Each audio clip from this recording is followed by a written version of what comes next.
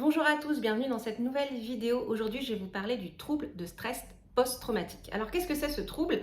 C'est un trouble mental qui peut survenir à la suite de l'exposition à un événement traumatique.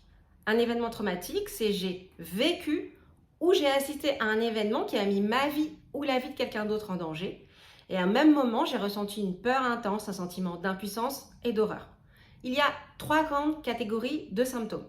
Il y a tout ce qui est symptômes de reviviscence, tout ce qui est flashback, cauchemar, le trauma qui revient. Là, c'est le cerveau, je vous renvoie à ma vidéo sur la mémoire traumatique.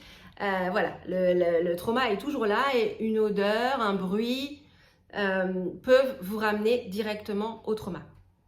Ça va être par exemple quelqu'un qui va vous dire « mais j'entends encore la voix de mon agresseur ». Ensuite, on a tout ce qui est symptômes d'évitement. C'est-à-dire que la personne va éviter les pensées et les lieux, par exemple, qui lui font penser à l'événement traumatique. Si, par exemple, une jeune fille a été agressée en allant à la salle de sport, eh ben, elle va rester chez elle, elle ne va plus vouloir aller à la salle de sport.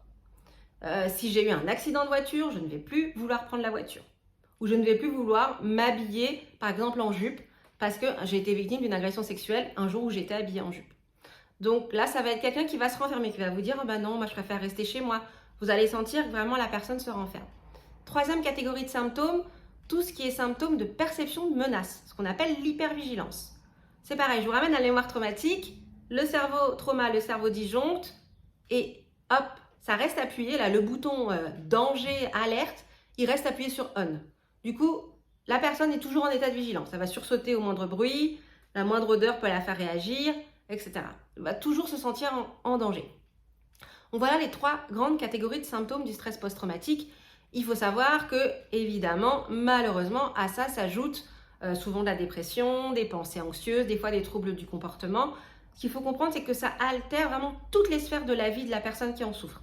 Que ce soit sur le plan familial, social, professionnel, personnel, relationnel, tout est impacté. Alors ces troubles peuvent durer 3 mois, ou alors ils peuvent durer plus de 6 mois. Dans ces cas-là, on parle de troubles de stress post-traumatique chronique. Et attention, ils peuvent aussi survenir plus de 6 mois après l'événement traumatique.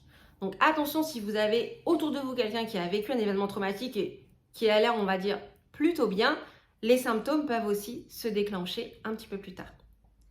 Ben voilà, j'espère que maintenant c'est un petit peu plus clair pour vous et je vous dis à très vite. Prenez soin de vous. Au revoir.